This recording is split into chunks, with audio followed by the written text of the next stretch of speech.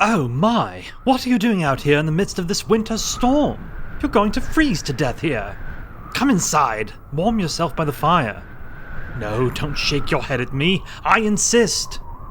I'm not about to have some poor soul suffer that fate when I'm more than equipped to help. Besides, you're far from the first weary traveler who's found their way to my doorstep. This place has a way of attracting people who need to hear my stories. Aha! Aha! I see that word has piqued your interest. I know that look quite well. What sort of story are you hoping to hear this night, I wonder? You know, it's nights like this that I often think about a dear friend of mine. An artist and storyteller herself, in fact. I have not spoken to her in many krona, but my goodness, you should have seen the sculptures she created out of ice every winter. Truly remarkable, and each one paired with a story or poem beyond description. I dare say she was almost as good a storyteller as me. Now, whenever the winter season comes to Devine, I find myself thinking about her and her work. Oh, that reminds me, I have yet to introduce myself. You stand, or sit rather, in the presence of Finton Marybrook, the greatest storyteller in all of Devine. Now then, all this talk of my friend reminds me of something she used to talk about. Tell me, have you heard the tale of the Sable Sapphire? Yes, I see that glint of recognition in your eyes. Well, let me assure you, you've never heard this one. Get comfortable while I grab us some tea, and then we'll get started. Deep beneath the Sunspire Mountains, two adventurers stood before a massive stone door. Its lock was an ancient dwarven mechanism, a myriad of gears, levers, joints, and shafts, all hidden behind the impressive slab of rock. Knelt before it, using only the light of the Sunspire crystals glowing all around her, was a gnome rogue named Nadira, and behind her stood her faithful companion, a halfling healer, who, unlike most halflings, rather liked getting out of the house from time to time. "How's it looking?" Gwen asked, leaning over the gnome's shoulder. Nadira turned back, her eyes nearly as red as her hair. Frustration burned behind her gaze.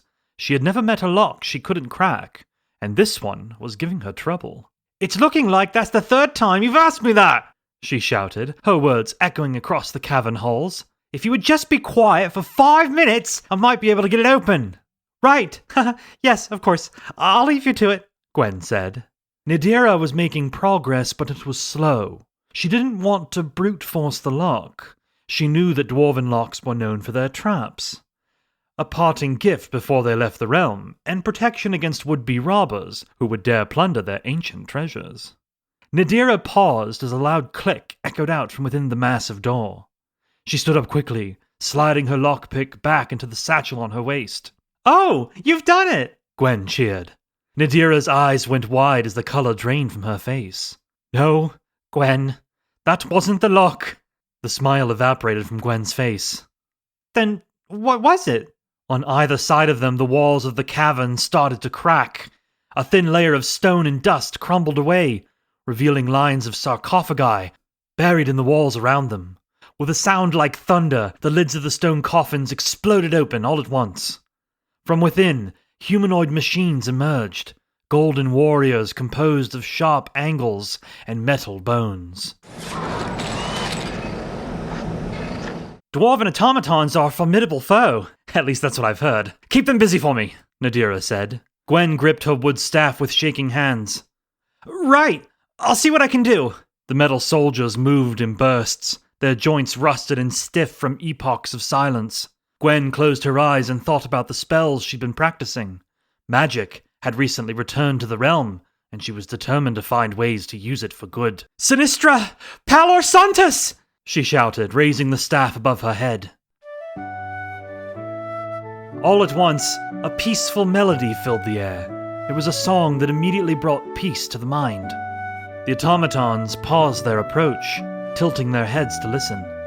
It may not have been flesh and blood, but historical texts often spoke of how they were powered by living souls.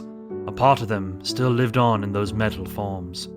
A fate worse than death, some might say, but to the dwarves, no price was too great in exchange for progress.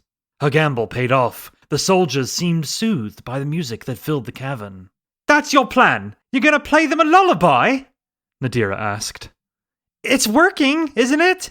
What are you doing over there anyway? We need to get out of here. Nadira ignored her companion's questions as she held a malleable substance in her hands. It was soft like clay and black as night. She turned it into a shape resembling a stone brick and pressed it against the lock of the door. She stood up, admiring her handiwork. I've never met a lock that could beat me, and I'm not going to start now, she said, pressing the end of her fuse into the soft black substance. She held the other end of the fuse in her hand, alongside a piece of flint. Using a piece of metal, she struck the flint, sending sparks flying from her hands. Gwen immediately took notice, shouting over the music that reverberated around them. Is that a bomb? She cried.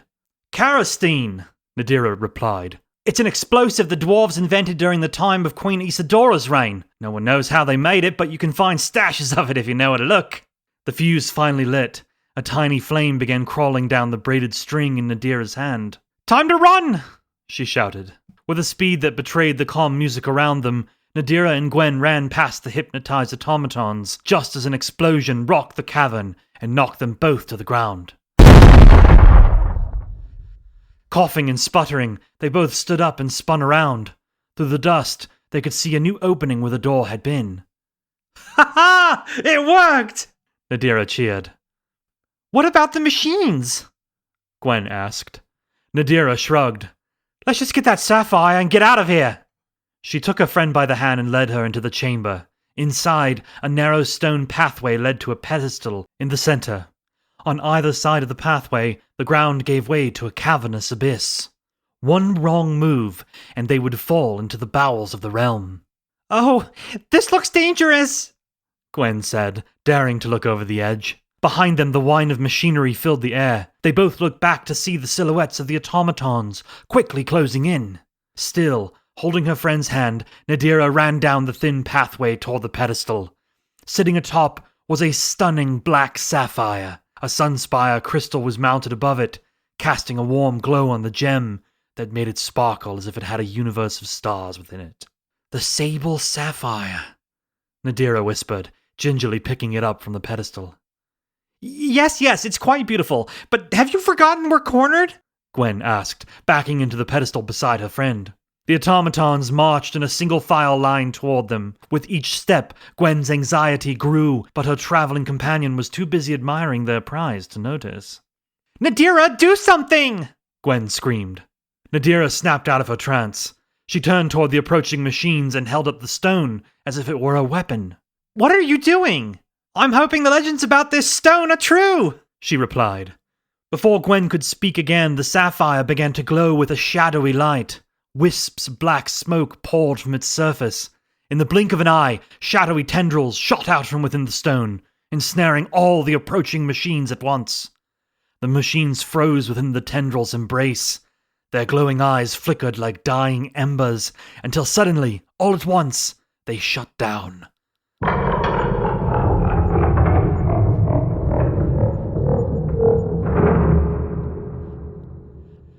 The tendrils retreated into the stone as quickly as they came, and the two adventurers watched as the automatons tumbled downward into the abyss below. Silence overtook the chamber as both Gwen and Nadira looked on in silent horror. What exactly did the stories say about that stone? Gwen asked.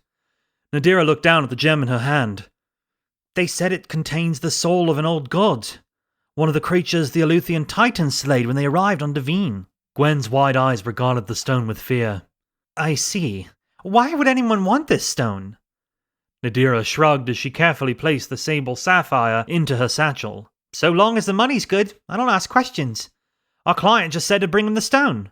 And besides, he said that if we do good work here, he'd let us join his merry little band of adventurers. That means more jobs and more coin. Gwen wasn't convinced.